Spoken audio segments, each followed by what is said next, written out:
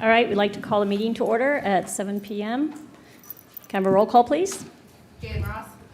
Here. Eric Miller. Here. Ken Shepard. Here. Holly Haynes. Here. Chrissy Kaminsky. Here. Harvey is absent. Donna Simmons. Here. Jeez Louise.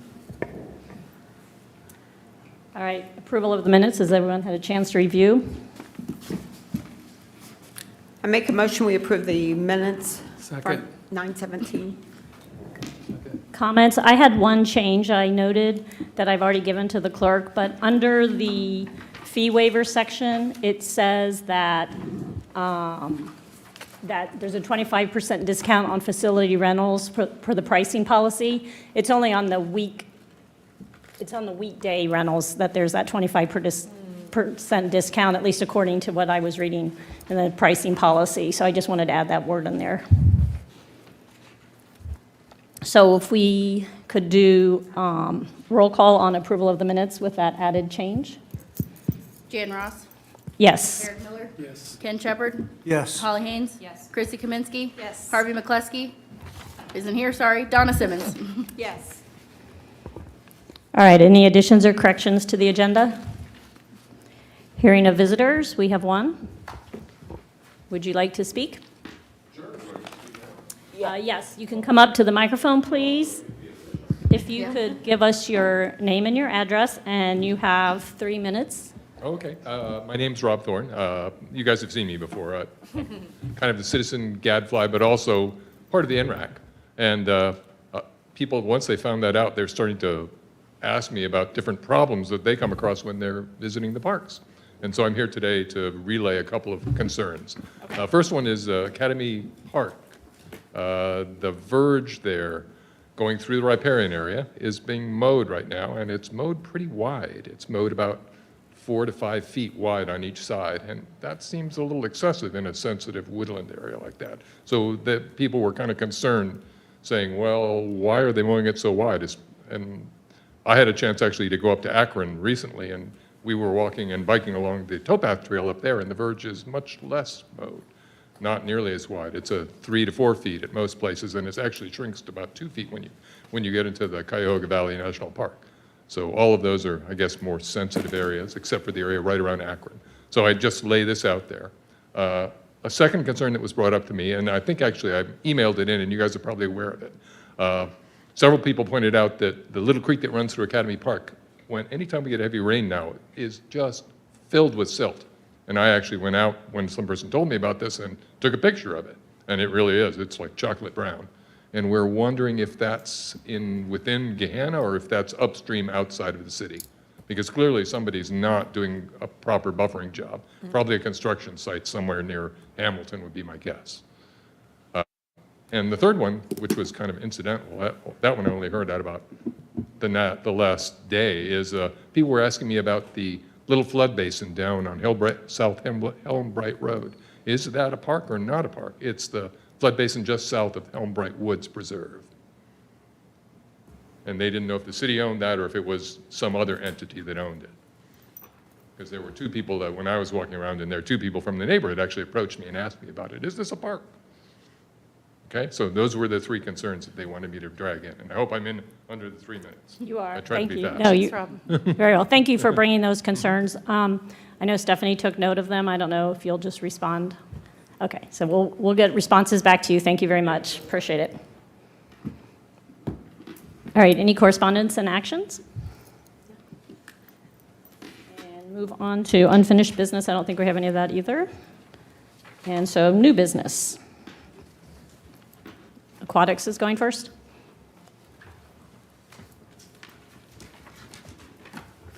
Yes, thank you. We have our aquatic supervisor, Chris Simmons, and then we have our aquatics coordinator, Noel, here today to give you an overview of the season.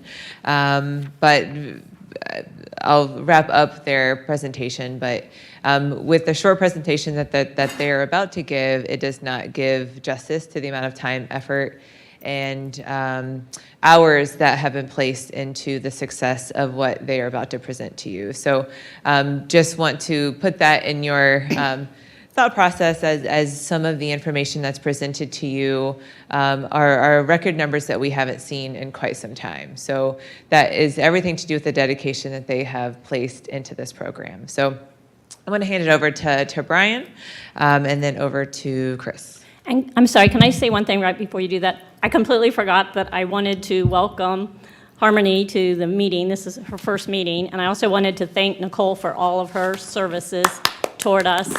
And Thank this, you, Nicole. This will be Welcome, Nicole's Harmony. last meeting. So if you guys could we just all say real quickly introduce ourselves for Harmony so that she has some idea who she's working with? I'm Holly Haynes. Chrissy Kaminsky. I'm Jan Ross, and so as we said, Holly's very new. This is her third meeting. You've been on the board I for... looked it up, 7 years. Yeah, I did Time not, flies. I did not look it up. I am like 1 or 2 less than you, Eric, so you can go ahead and introduce yourself. Eric Miller, about 35 years. Oh, I'm way Over less than 35 that. years. I stopped counting years ago. Yeah. I'm Donna Simmons. This is my second term. Ken Shepard, third term. So welcome. We appreciate being here. Yeah, So, thank you. okay, sorry, I didn't mean to, but I forgot to do that at the beginning, so. All good. And I'm just going to pass it over to Chris and Noel, and then I'll also say a few things after they're done. Thank you. Can you hear me? Yep, Mm-hmm. all right. Do we have the presentation up? Yep, give me 1 second, sorry. So we're switching up a little bit from last year. So thank you for having me back. I'm happy to be here. In the past, I've just done more of a flyer with some numbers on it. So switching up a little bit to give more of a PowerPoint to hopefully give a better opportunity to tell the story of the summer with some awesome pictures we were able to take throughout the summer. So moving into the first bit, just an overview of the season. Very broad, is just very successful in pretty much every area that we track. We sold a record number of memberships. We hired a record number of staff. We enhanced our staff training. We increased our programming. We made some notable facility improvements to both pools. We improved some of the software that we use for staff use, staff scheduling, and then our patron and staff satisfaction are all high. Moving into membership and visit numbers. There we go.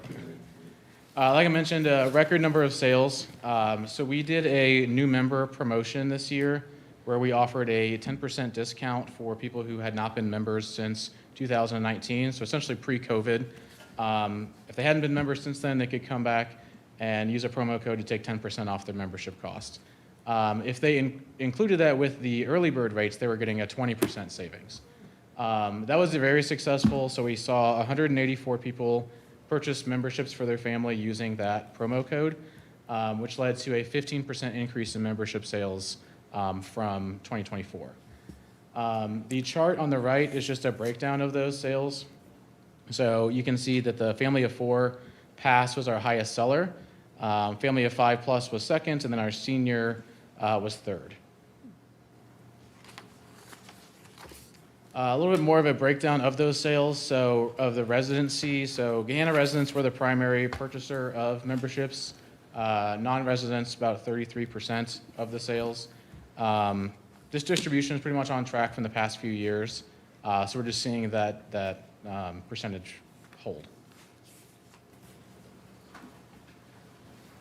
Again, so we had a record number of sales, so I was very happy to see that the feedback we got from a lot of those new members was very positive. We've got some testimonials on the left side.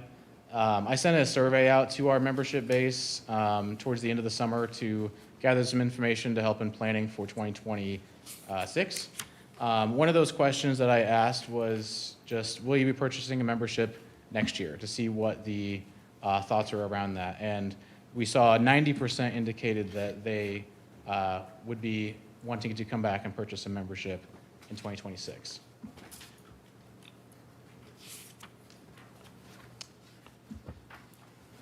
Daily entries, so these are our day pass sales. Again, these are increased from 2024. So we saw about a 16% increase at the Gahanna swimming pool for our usage. So that breakdown is there below. 25,610 visits, 12,000 membership, and then breakdown to our daily entries, swim teams, and then people that were there for specific programs. Moving on to Hunter's Ridge, similarly had an increase there. So about a 5.5% increase from 2024, 16,720 visits. And again, the breakdown below membership visits versus daily entries, swim team, and then swim lesson. I will note the swim lessons are only held at the Hunter's Ridge pool, which is why you see that very high number of people coming there just for that program. More of a breakdown, now this is a lot on this chart, but this is a breakdown of these sales as distributed across the pools. So if you didn't know, we actually have 8 different daily entry passes, one for each pool, resident and non-resident, and then an after 4 price for both residents and non-residents at each pool. So this pie chart on the left is a distribution of all of the daily entry sales that we've had this year. Notably, GSP residents were the big blue, 41%, followed by the resident after 4. Again, that kind of holds true with what we've been seeing if residents are using the pool most often.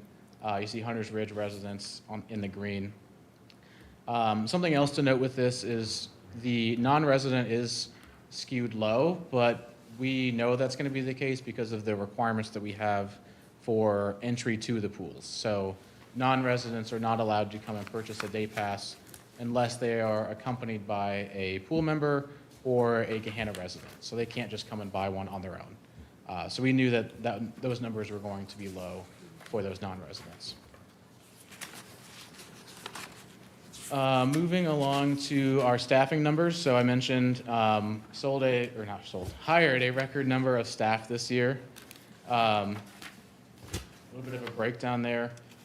So 254 total applications for our positions. So a breakdown there on the left side.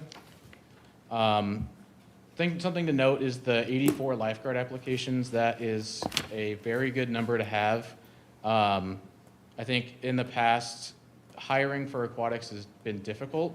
There's actually a national shortage of lifeguards. And so we have seen that in the past few years. But with this year, it's one of the first years that we've felt truly staffed from the beginning of the season through to the end of the season. So that was very, very good to see. In the middle is our retention. So another thing I want to stress is that we had 53% of our 2024 staff came back to work with us again in 2025. So that's 71 total individuals. And then of that 254 applications that we got, we offered 159. And then of that 159, 145 accepted their offers, completed the hiring and the training process. There is a discrepancy between that 254 to 145. You would be surprised how many people apply for a lifeguard job who do not know how to swim. So we see that number go down. So it's something we know going into it. Hey, Chris, one thing I was going to say with that number as well, the number on the left, the 254, we often have staff who will be a lifeguard, but also a swim instructor or hold multiple roles. So those are the applications that we receive. They have to apply for all of those positions. So if somebody does hold a couple different, that also has that number. Thank you. Yeah. Kind of more of a breakdown on the retention. So one thing that we've identified is, trying to get people back year after year. Positive engagement, effective communication, and then that improved training has just led to a positive culture, which we've seen through people coming back. Another survey that I sent out this year was to our staff. So in late July, asked some questions regarding their experience with us, how we can improve their experience, and then similarly to that membership survey, are you interested in coming back next year to work with us? Of the 145 staff, we had about 90 responses. Again, we had 90% said that at this time they felt they would want to come back to work with us again next year. On the left, you can see the staff increasing year to year from 93 back in 2023 up to, again, 145 this summer. So I mentioned the positive communication and engagement with staff has led to that high retention. So one thing we did this year that we identified from 2024's survey was move our staff communication to an application called Band. Previously, we had used a GroupMe app just to send messages to staff, but with Band, we're able to get a lot more engagement from them. So in the slide, you can see there's an example of almost looks like a Facebook post that we could make for staff where they can engage with the post, leave comments. We encourage staff to post pictures that they felt were fun. The app also had an opportunity for us to share calendars, so they knew when groups were coming to the pool, what events were coming up at the pool, so when they're looking at their shifts, they knew what was happening for those shifts, as well as file sharing and that chat room feature so that they could message each other. So all around, I think that was a very successful transition that people really enjoyed.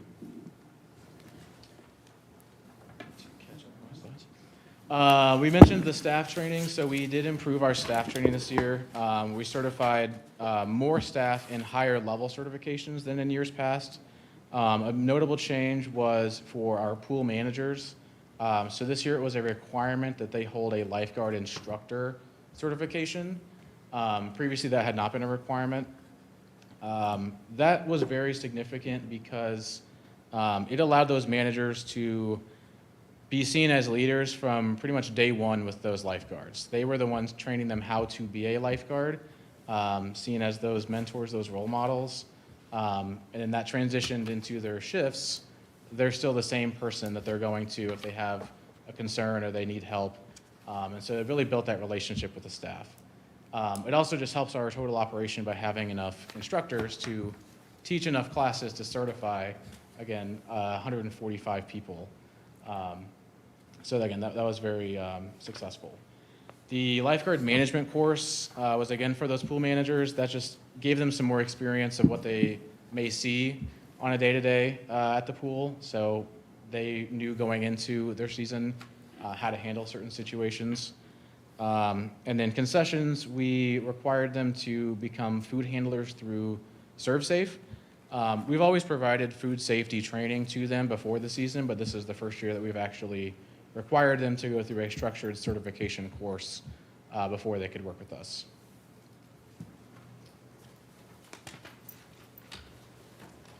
So with those staff trainings, these are just a breakdown of the numbers that we did this year. So we had one new lifeguarding instructor trainer, which is Noelle, who we sent to Dublin to take a national course with the American Red Cross to be able to train new lifeguarding instructors. We certified 10 new lifeguarding instructors, again, those pool managers. 87 were certified in lifeguarding, 72 certified in CPR and AED for the professional rescuer, which is a higher level CPR course than we have given in the past. Something to note with that as well is the rec division transitioned the CPR requirement for all staff from that lower CPR course to this higher level. And so aquatics assisted with running those courses. So 72 is not only aquatic staff, but also some camp staff in some other areas. We certified 7 new water safety instructors to teach our swim lessons.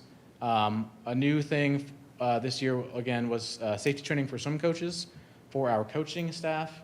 And then we ran a babysitting basics class over the off season where we certified 7 young kids in how to be effective babysitters.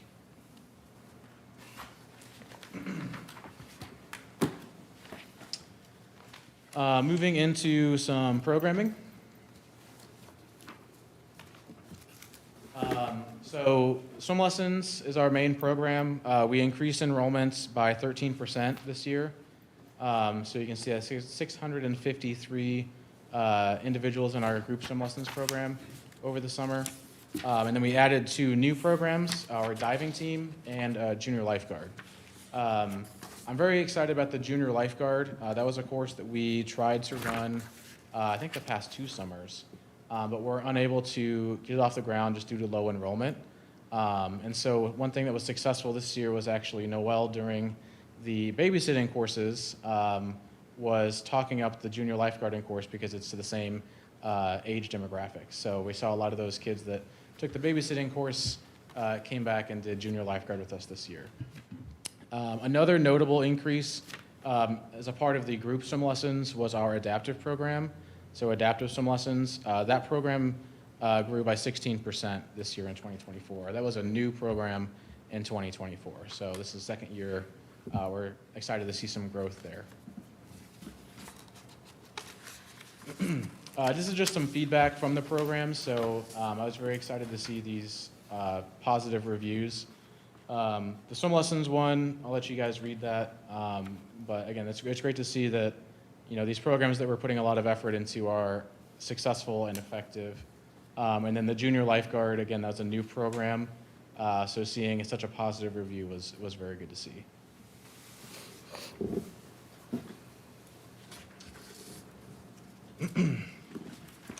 Moving along to rentals and facilities. Mentioned some facility improvements earlier. So we made improvements at the Gahanna swimming pool and the Hunter's Ridge pool. Big ones were new diving blocks at the Gahanna swimming pool for our swim team. We purchased new tables and umbrellas for the concessions area at the Gahanna swimming pool. Previously, there was only one table, and it had no shade. And so we purchased 8 new tables, all with umbrellas, to give people a place to sit and eat the food that they purchased from the concession stand. We saw a lot of traffic there this year with those new tables. Some high visibility clocks that may seem small to some people, but our staff rely on those clocks to blow our safety rest breaks every hour. And previously they were just using a small typical analog clock, which is difficult to see from 200 yards away. And so we bought these new clocks for them to be able to see the time. Some new deck storage for some programming and swim team equipment. And then a big one was 2 new umbrellas for the Gahanna swimming pool. Through some survey feedback, we had identified that there is a lack of shade at the Gahanna swimming pool. And so through the Parks and Rec Foundation, they donated funds for us to purchase 2 new umbrellas to, again, provide more shade at GSP. Where we saw that factor in with these rentals. So a big one, like I mentioned, was the diving blocks at the Gahanna swimming pool. Those are primarily used by our swim team rentals. This year we saw a big jump in our swim team rental use. We brought in 3 new teams in Westerville, Force Aquatics, and Ohio Swimming. With those 3 teams, we grew our revenue from those swim team rentals by 70%.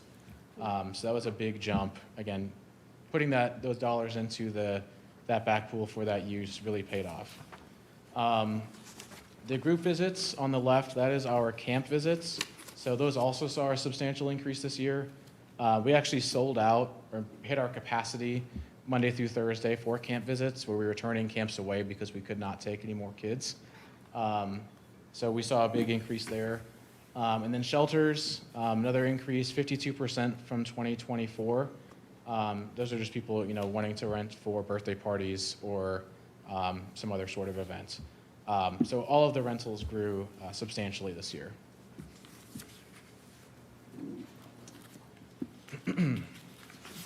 Cost recovery and scholarships, getting towards the end. So we can see the revenue and expenses there on the left and the middle columns. These are all to date, so I'll say that some of the expenses may go up as we continue to purchase things for next year with any remaining funds. But we currently are sitting at a 53% cost recovery, which is identical to 24. And then something to note again is our required range is 20 to 50%.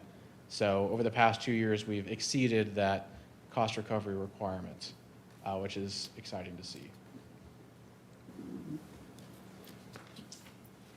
Lastly, some scholarships. So again, thanks to the Parks and Rec Foundation, 42 families got financial assistance through aquatics. So 40 families got financial assistance for pool memberships, which is a 13% increase from 24. And then we saw 2 families get financial assistance for swim lessons. So again, I'm very excited to see more people utilizing that as we increase our accessibility for the public. That is all I've got.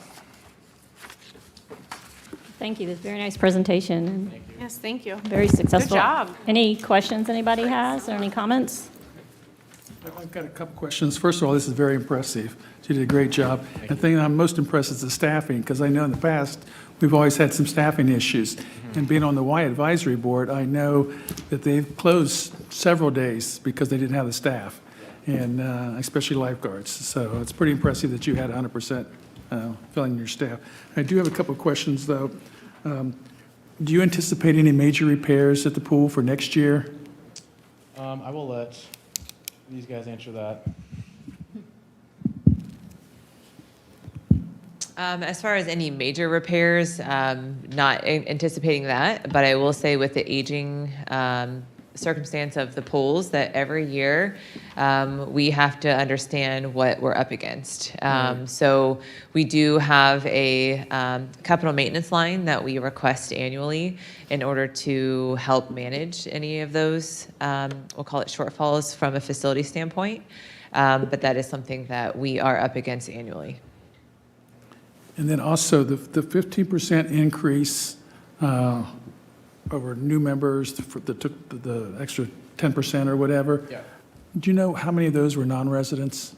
I'm just curious. I don't have that specific number in front of me, but I'd be willing to bet it probably fell within that same 33%. 33%. That was the breakdown with all the memberships, yeah. Got it. That's all I have. Of the non-residents, do we know where they came from? We don't. I know we get a lot of more local non-residents from Black Lake, Jefferson Township. Okay. I don't know specifically where, but I know we do get a lot of people from, Gahanna Jefferson School District that are not within Gahanna limits. Okay. And when you sent the survey out, were there any concerns or anything that you guys identified that we could improve on moving forward? I mean, it sounds like we had an outstanding summer, so. Something that has come up multiple times is the entry process that we're looking into. So how people come into the pool, scan their membership key tags, and get through. We are limited by just the facility itself and how many windows we have. But we are actively reviewing that process and looking to take steps to improve it for next year already. So, Okay. yeah. And then one other thing, the families, the scholarships, were we able to offer those to everyone who requested, or did we have to turn people I away? don't believe we did. Yeah, Nicole Shea. I did not have any applications that I received that I had to reject Okay, good. for any of our. Are those like sliding scale? What's the scholarship amount on those? Is that full? They're either a 50 or 75%, depending on income. We mirror the school's free or reduced lunch program. So if somebody's on a free lunch program, that would be at the 75% covered by the foundation. If they're on reduced, it's 50%. Oh, great.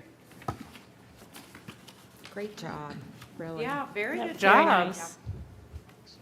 I have a couple comments I want to say and congratulate them on a great year. Not to completely reiterate everything they said, but obviously we had a lot of record-breaking numbers. Eric, you said about the staffing. We saw that across the board with record numbers, both here with our camps. We were not short-staffed this year, and it definitely makes a huge impact in our operation, both just for us being able to schedule, but also staff being able to have coverage and take time off and be able to kind of enjoy their job instead of being stressed about it. So there was a lot of workload with our HR team. Aquatics is the biggest lift with that, but I think the aquatics operation of hiring the staff ran the smoothest. So, and that's because of these two sitting next to me here.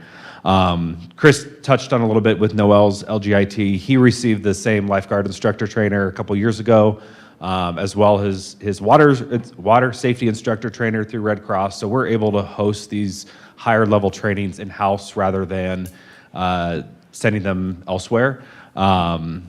So with the addition of those pool managers getting their LGIs, again, helps with running those classes. Previously to this year, it was the three of us and maybe 2 to 4 others that held that, but that covered all of those lifeguard trainings, the recertifications, CPR classes, and then we do monthly in-service trainings that a certified instructor has to teach. So having those additional bodies and individuals that are trained really helps.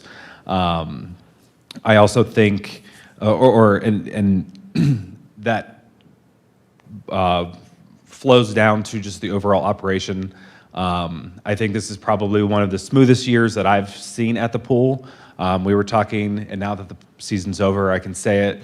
I thought about it in early August, but I don't remember any calls from either of them about EMS or police or anything that needing to happen at the pool, which really is obviously our goal, right? To have a safe pool for the community. So I think a lot of that is due to the training and the time that they put into it. The last thing I wanted to hit on was that swim lesson program. This is a fairly newer program. It started in 2021, so right coming out of COVID. And then Chris joined 22 and really saw growth pretty much every year with the addition of adaptive lessons the last couple of years. But just their ideas constantly improving. We all know the aging facilities, but they don't let that hinder the ability to still get the job done with what we work with what we have and still make those improvements. I did want to read one other testimonial that we received throughout the year about our adaptive lessons. Not to embarrass Noelle, but I believe she was the instructor for it. But this parent just reached out and said that their child has autism, and finding a program that understands their needs can be very difficult. Gahanna's adaptive lessons were exactly what they were looking for. The entire staff was phenomenal. The instructors were so kind and compassionate and met my child where they were at. They increased their safety awareness and swim skills and had so much fun doing it. We love the inclusive environment and truly helped and challenged him to be the best swimmer he can be. Oh, that's lovely. It is. So, great things happening at the pool. We are already preparing for next year. We had a meeting with HR this afternoon about all of our jobs, getting those descriptions ready, postings, just the hiring process is underway already for 2026. And later this week on Friday, our entire recreation division meets all day to do program event planning and brainstorming. We set out dates and get everything kind of sorted out as a group. So I know a lot of times we think the summer's over and we can hang out until next spring when it gets warm again, but there is a lot that our crew is working on behind the scenes. So again, wanted to thank them, but thanks for your time, and we'll be back next meeting. Did you guys have any like behavior issues this year, or has that seemed to have resolved? No, I don't think so. Like Brian said, I don't believe we had a single call to EMS or police for any reason, medical or behavioral. That's wonderful. Yeah, which is substantial. If you remember from 2022, Yeah. we had, Yes. I can't remember the exact number, but it was pretty much daily. We were Oh, calling police yeah. for something or other. So Oh, good. very, very big change. And Sounds like things with the splash pad went pretty smoothly also this year. Yeah. Yeah, we saw a lot of usage of the splash pad during those free hours. So from 8 a.m. to 12 p.m., pretty much daily, it is almost shoulder to shoulder on a hot day. A lot of groups coming to use it, knowing that it's free. We get a lot of non-residents coming to use it from really all over the place because they know it's a great splash pad that is free to the public. So it gets heavily used. Yeah. Good. seems like you're really empowering your staff with all of this training, and I'm glad to see it paying off. So, good job. I have one question. Did any of the other suburbs come to you and ask for some of your certified instructors to teach them? We actually, yes. So we worked with the city of Hilliard to run some classes together. They similarly have their managers required to have a lifeguard instructor. And so there is a minimum number of people you have to run a course. So with availability of our people, we were able to work with them to, mesh to run a class that maybe had one of ours and some of theirs or vice versa. We didn't use them to run classes for the city of Hilliard or them for us, but we did work together to make sure those classes happened in general. Same Okay. with our lifeguarding courses we ran. We helped out with Grove City, Plain City, Yes. as well as Hilliard. Yeah. You help them what? For lifeguarding courses, Oh. like if our enrollment numbers were too low to run a full course, sorry. If our enrollment numbers were too low to run a full course, because you have to have 5 total, we would reach out to other cities, or they would reach out to us and ask if we had a class, because they also had too low enrollment or not enough people available for that class. And we were able to help out with Grove City, Plain City, and Hilliard as well. That's great. I do want to note, and we, of course, often understand that the Parks Master Plan was adopted in 2023. Many of the outcomes that Chris just outlined are indirect, utilizing the guardrails and the expected outcomes of the master plan. This is not an inclusive list, but some of the action items that are intended for progressive improvement. And Chris and his team have done an incredible job, as referenced in the presentation. But staff retention and training, that was an action item that was understood as an opportunity for improvement. In the time of the plan being, the recommendations being outlined, our seasonal applications looked very different. So just putting an emphasis on the training and, of course, just the culture was something that we understood as an opportunity for improvement. Evaluations, you heard Chris reference evaluations from multiple different aspects, whether it be from staff or from our participants. So we don't understand, we can only gain a heartbeat of what we see in the facility, but if we legitimately ask, then we can use that data to make some other improvements. So evaluations are something that were done very well and from many different angles. The improvements to the facility, as we referenced slightly, is that we can make small improvements. We knew that the restroom facility, specifically at the Gahanna swimming pool, by the back pool, needed some significant improvements. So we had the opportunity to do that, as well as the, I forget the name of the things you jump off of in the water. What are those things? Starting blocks. I forget the name of them every time I reference them. That pool is utilized, and we do use the contract agreement. So that's another revenue source. So if we're able to improve that facility, then that only improves that revenue source. So a great improvement there. Programming, and I'm glad I didn't have to read the inclusive, and that wasn't the full story. There's more to that story, and I probably can't tell the whole story, but Noelle legitimately created a program specific to an individual. I wasn't going to say it because I knew this was going to happen to me. That individual went from not putting their head underwater, not wanting to swim at all, to being being a full-blown swimmer. So just understanding the needs,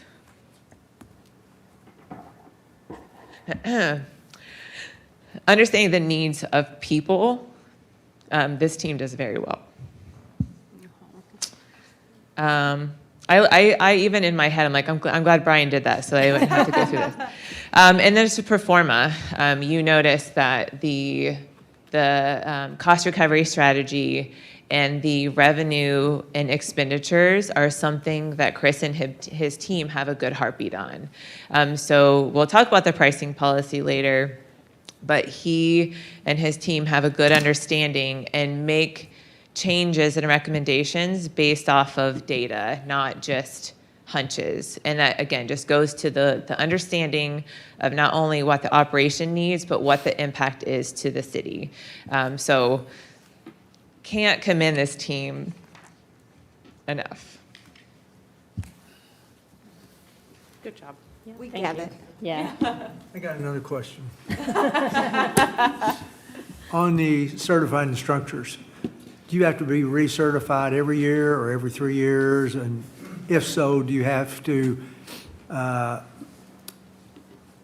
obtain continuing education units, CEUs, that a lot of people have to maintain certification in different fields? For aquatics specifically, you don't have to have the CEUs, but you do have to recertify every 2 years. So we run an in-house recertification course for all of our staff each summer. So even if a lifeguard got certified this year, next year they would go through that recertification course for the purpose of just covering all of the skills that they need to know again. We don't process that certification and pay for it unless they need to be recertified. But every year before the season starts, everybody's going to be refreshed on all of the skills to make sure that they are up to our standard before we open for the season. Okay. That's for both the lifeguards, but also the instructors and the instructor trainer certifications. So us as instructor trainers, there are certain things that we have to do. We have to still be able to demonstrate skills and be able to teach them and do all of that stuff. So there's a constant just recertification process that we typically, as the instructors, will work with our neighbors over in Dublin and with the Y and other people that are Red Cross certified to come together, run those classes together so we can continue to train. Thank you. Just to switch back one more time, but between like adaptive playground equipment and now these swim lessons, I think I can tell you your department makes a deliberate effort to include everyone in the community. And I just think that is like one of the things that makes Gahanna special. So good job. Agreed. I have one last comment. Tying into Chrissy. This is especially important to me as I have a special needs granddaughter. And as we see, back when we were in school, we didn't have didn't know the number of kids there are today that are special needs. I don't know what's causing it. There's all kinds of theories, but the fact that we're trying to accommodate all kids is a very good idea. Yeah. All right. Well, from that very touching topic, we now go to the pricing policy. So Russell. And I was just going to refresh us. So per Gahanna Codified Ordinance, annually, the Parks and Recreation Board shall recommend to council a pricing policy that guides the establishment of charges and membership fees for city recreational programs and city use. I think one thing we want to specifically dig into a little bit is when we do the waivers, but maybe we could address everything else first and then have a conversation around that, if that makes sense. Typically, the pricing policy doesn't provoke any emotional response from me, but we don't know. Anything could happen.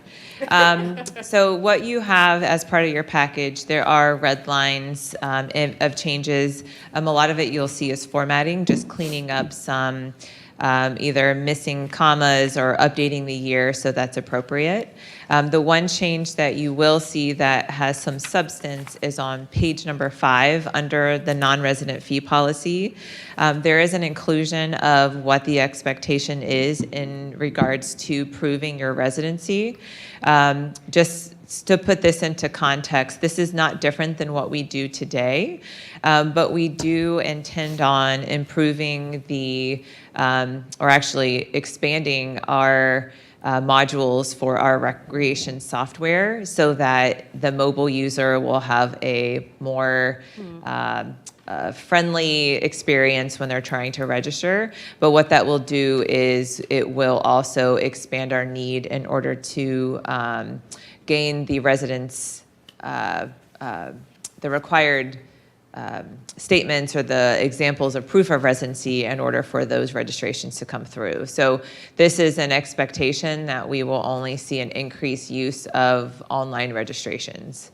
Again, not anything different than we've done today, just helping formalize that language. Outside of that, there are no changes of substance. Does anyone have any questions on that part?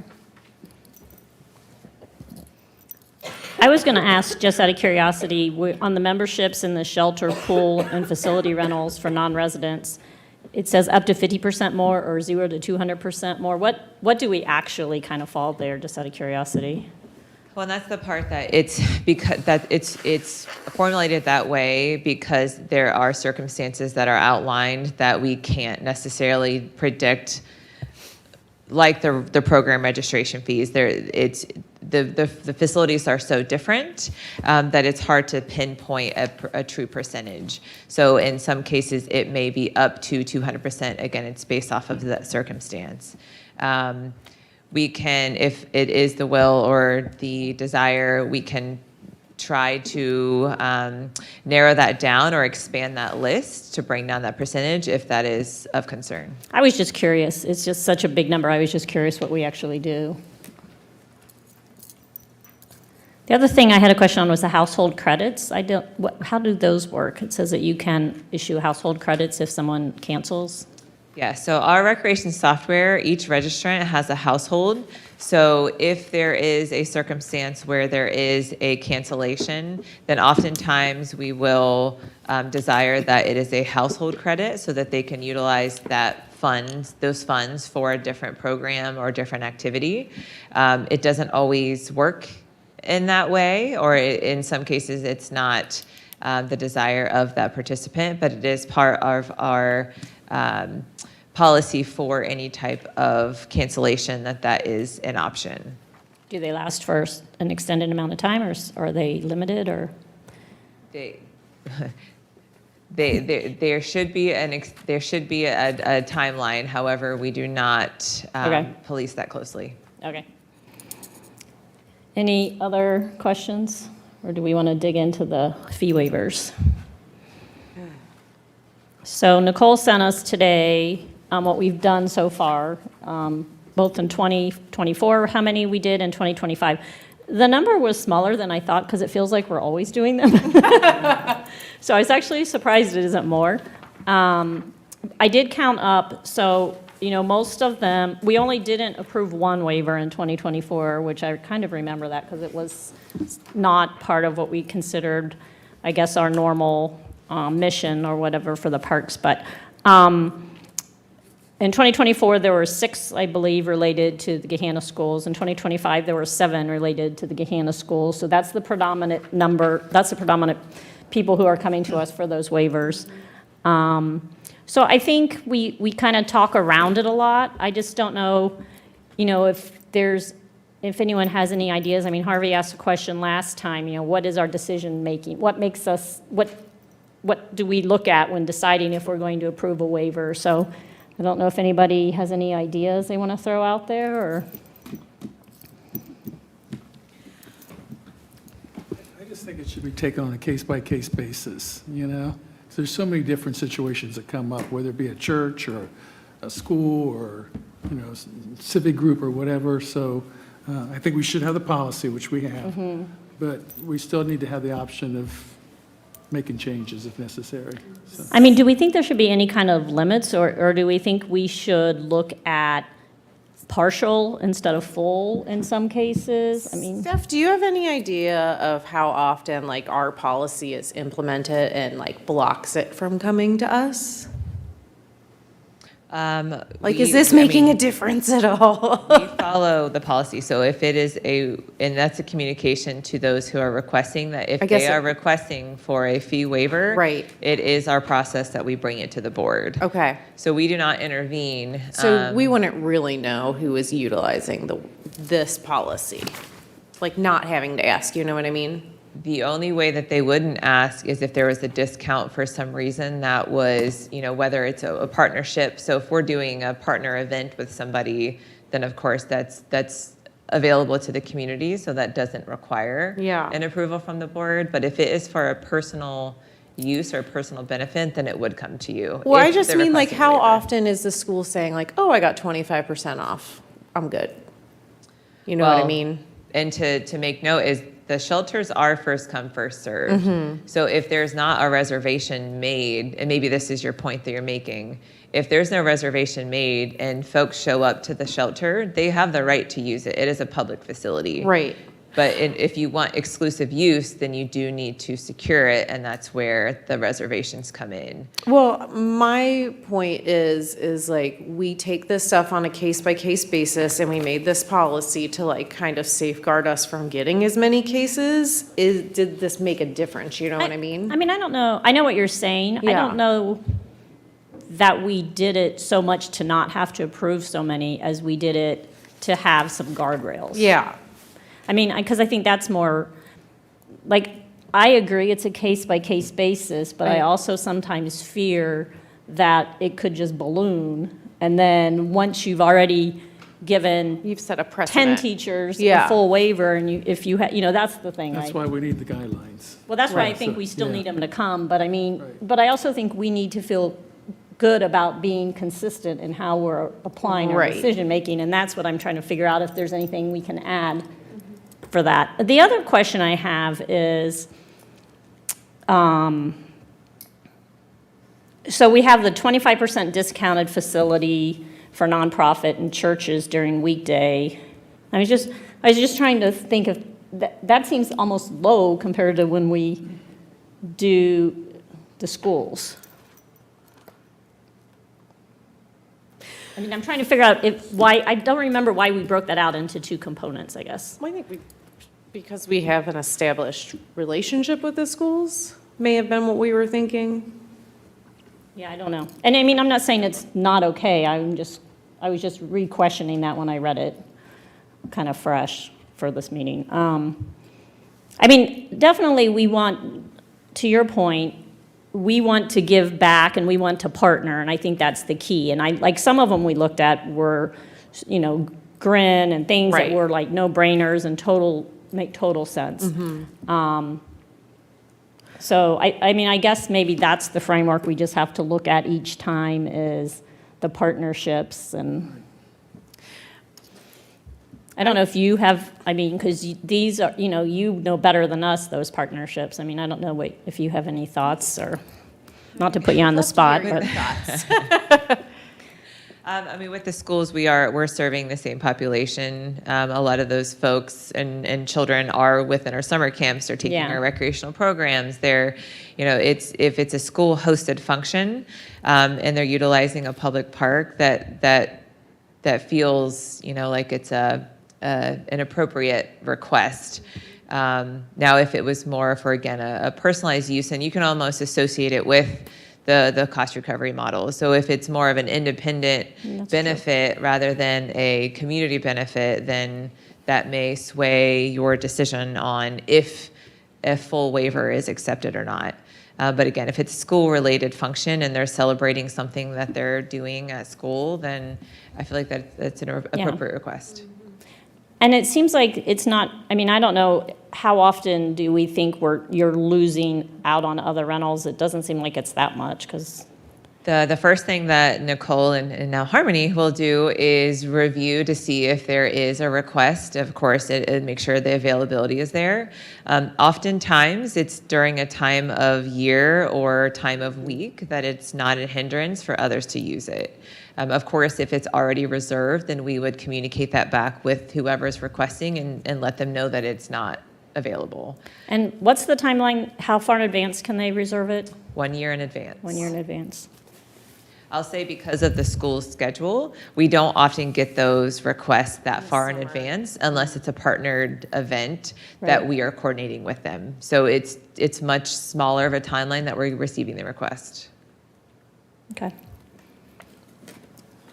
So what does everyone think? Is it good as it stands? Any, I'm okay with it the way it is. I'm okay with it the way it is and just keep track of it. And if it becomes, A little excessive, then then we can say like you have 50% or something on a weekend, you know, or a Friday, Saturday, Sunday, and then just stick to that to be consistent. But I'm okay with it the way it well, is. and like I said, looking back, it's not as much as I had thought it was. So it was helpful having the context of that. Yeah, yes, thank you, Nicole. We needed the context. But personally, I don't know. I obviously am always okay with just giving back to the schools on these fee waivers, and that is the majority of what they're doing. And if they're coming to the parks, that's great. That's getting Right. them out into the community Right. as well and utilizing, you know, what we have and maintain.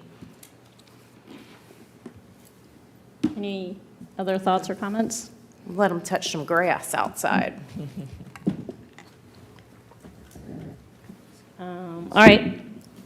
I do have one comment. I'm just curious, other communities' pricing policy, do they give senior discounts? I'm not asking because I'm a senior, I'm just curious. He's got a I mean, party coming I'm up. looking at our pool, breakdown, and like, the third highest category is seniors, over 55, and I cannot confidently make a remark on if other communities do. Chris, I don't know if you, from a aquatic standpoint, if senior rates are a common option. we have a lot of seniors in Gahanna, I know that. I mean, our senior center's growing too. so. Yeah. So currently, we don't offer a discount on like daily entries for seniors, but the senior membership is priced significantly lower than the So single there is- membership. So there is a reduced. There is a discount there. I do know some other agencies, their pools specifically have a senior daily entry rate. But again, I can't speak to everywhere or their policy specifically. What is our senior rate? I want to say it's 100 for residents, regular, and then early bird would be 90, 10% off. Okay, I believe. I don't have the Okay. figure in front of me, but I think. that's fine. Westerville has a senior rate, just Westerville does. quick Google, yeah. Okay. Any other discussion on this? So we need to make a motion then to make a recommendation to City Council to approve the pricing policy. That was quick. I'll make the motion to approve the pricing policy as presented to us. I'll second. Roll call? Oh, sorry, we've discussed it a lot, but any other comments? Thank you. Roll call? Jan Ross, Yes. Eric Miller, Yes. Ken Shepard, Yes. Holly Haynes. Yes. Chrissy Kaminsky. Yes. Donna Simmons. Yes. All right, thank you. I think we're to director's report. You have a report in front of you. Again, thanks to Nicole for her efforts in the photos, just to give you a good visual of some of the work that was done over the last month. I will give a few highlights, but then, of course, answer any questions that you may have.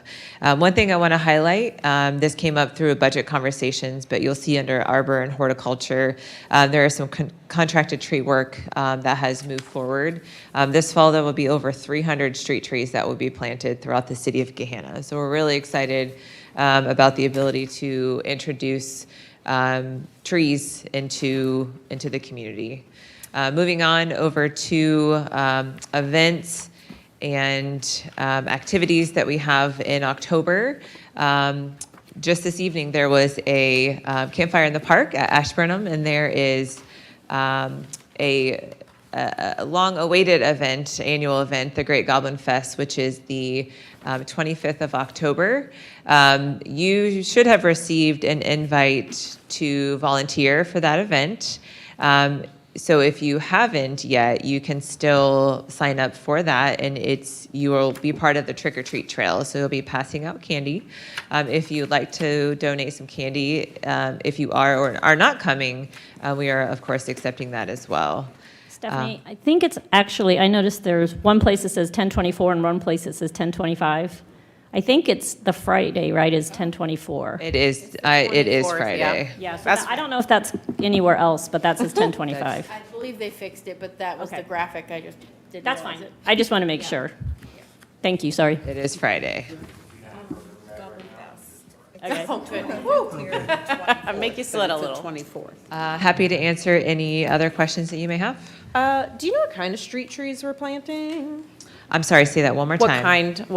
What kinds of trees? They're not the same. There are a diversity of trees, and that's something that our arbor team feel very strongly about, just to reduce any type of circumstances such as emerald ash borer taking out an entire species. So there are multiple different types Are we of species being planted. prioritizing like native trees? Yes. Perfect. And when like the calorie pairs were knocked down, are we replanting trees there? Yes, so the majority of the trees that are being planted or replanted are either from large removals, from either the ash that came down, pairs that were removed, or as part of the sidewalk program. Perfect. I know a few people who are sad their trees got knocked Yes. down, so. My neighborhood looks completely different now than it Yeah. used to. I mean, some of them had to come down, so. There's also certain trees that you really shouldn't plant by the sidewalk, correct? Do they take that into consideration now too? Yes, of course. So Yeah. we have a comprehensive landscape plan, and there are prohibited trees, but then there's also preferred tree species, and that is compared to the size of the tree lawn. So small, medium, large is depending on the width of the tree lawn that you have available. So that is a document that's accessible for public. I know there was a list, I'm sure it's still somewhere, of the trees that are not allowed to be planted. So that's the prohibited trees. One good example is weeping willow, because it just sucks up so much water, groundwater, it really destroys the rest of the soil. There's many trees on that list. There are many trees. But there's also many trees on the preferred list. So it gives some good guidance. And one of the goals of the Arboretum that's at Creekside was that you could actually go and see some of the tree species that are preferred, so that you could see what it looks like during each season. You can, whether it's something that you plant in your own yard, it gives you some perspective. Does the landscape board still have a list of what is not acceptable? They used to. Yes, so the comprehensive landscape plan has that designation included into that document. Okay, thank you. Do you alert residents that you're planting a tree, or do they just come home to a special surprise? We do. So it's a great question. So we alert them on all fronts. So if there is a hazard that's identified, then the resident is, of course, given notice that there is a concern or issue, which in most cases, that is, the identification is coming from that resident. But then if we're not requiring anybody to replace a tree. So there is a list in order to ultimately opt into a replacement tree. And that communication of its care and timeline of planting is presented to the resident. Do you guys set it and forget it, or are they getting checkups? I don't know why I have so many tree questions. No, we love tree questions. At this point in time, the tree is at the care of the resident, Okay.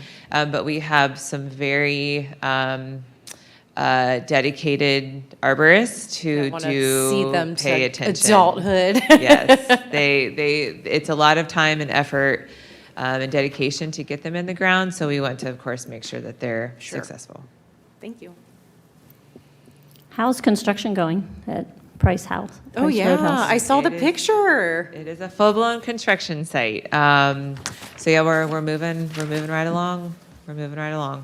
No surprises so far? We're not supposed to talk about those. Yeah. No, no surprises so far. It's like a no-hitter. Things are running smoothly. Will we get a invite to the ribbon cutting on that? 100%, yes. Okay, good. Yes. I was like, wait, did they cut? But yeah. When, I forget when it's a while, right? That's a long It is process. a while, summer of 2026. Yeah, that's what I The photo that is on I'll the be here bottom before we of know the it. first page, we had a very intimate, groundbreaking ceremony for our staff. Our staff have been eagerly awaiting this project for many years, and so it was a great opportunity to just celebrate that we're finally here. Yeah, that's awesome. Do you have, anybody else have any other questions?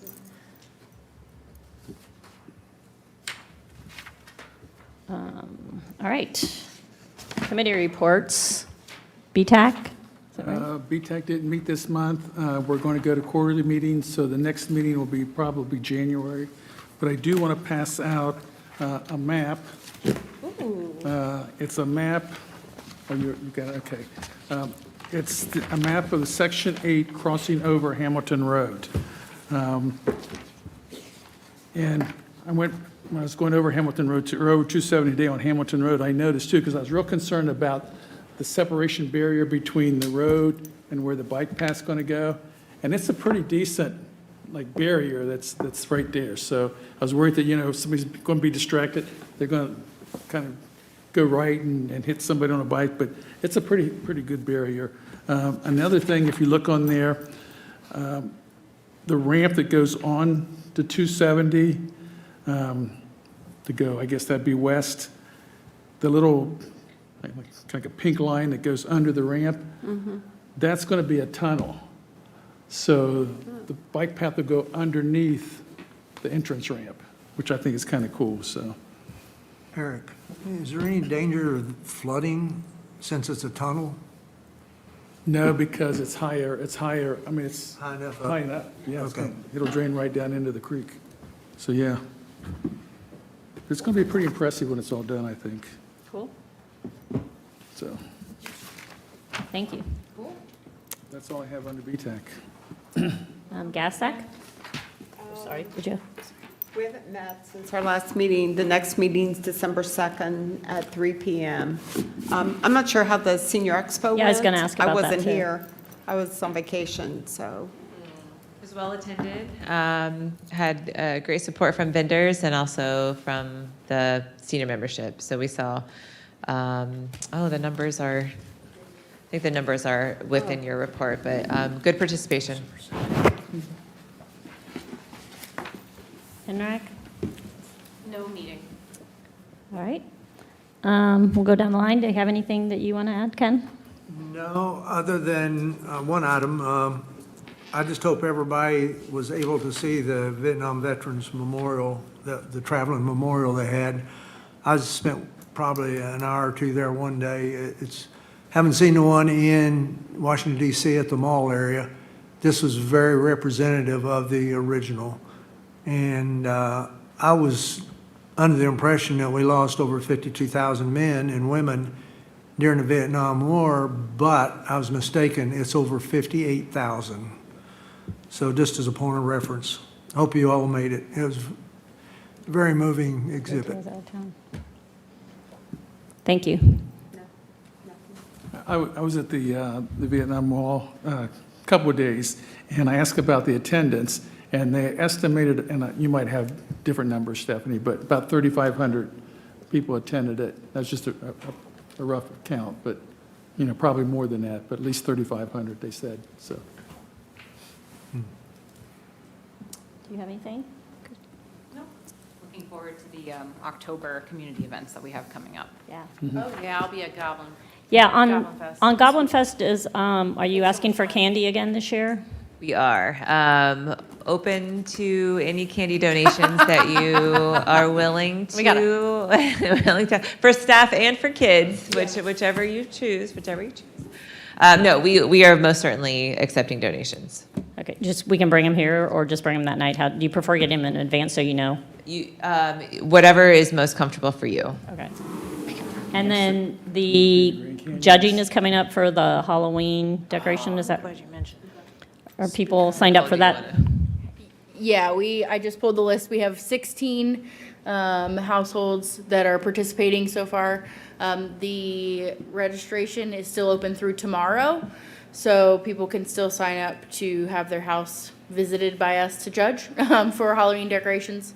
And we'll be doing those visits next week. When's the judging? Yeah, what are the days? Any day next week, you guys can go, or if you're signed up for it. And Sarah will be sending out the email by Friday Will we just be getting a giant list again and? of all the addresses, yeah. I'm Okay. gonna provide a map as well. I'm working on the map that you guys will be able to at least track where most of the houses are. Yeah, because it would be helpful to kind of be able to group them so you're not driving. Oh my, I'll try to send with it a best route to get from like. I the make a starting best point. route every year. Yeah, it depends where you start from as well, though, Yeah, that's so. true. Yeah. So so it's like Monday through Friday? I'm just trying to make sure. Yeah, Good so the days. voting is Monday through Friday, any day. Okay. But obviously Friday is Goblin Fest, so if you Oh, would so like to really attend Monday through that, that Thursday, would yeah. be, yeah, Monday through Thursday, essentially. I Okay, love doing that. Great, I'm glad that's still happening. all right. Before you adjourn, so we talked briefly, this is Nicole's last meeting with the board. She's done such an incredible job, but just want to open the floor for any other individuals to say thank you before I say thank you. Oh, Nicole, you've been great. I'm so happy to have gotten to know you, and we'll see you at camp. So congratulations on your move. Thank you. But we'll miss you, and welcome. Yeah, You'll be missed. yeah. Yeah, you will be missed. We You don't get appreciate rid of your me that attention to easy. detail, and you always follow up really well with us, so thank you Yeah. very much. But I'm very happy for your new role for you. Nicole, thanks for putting up with me all these years. You know?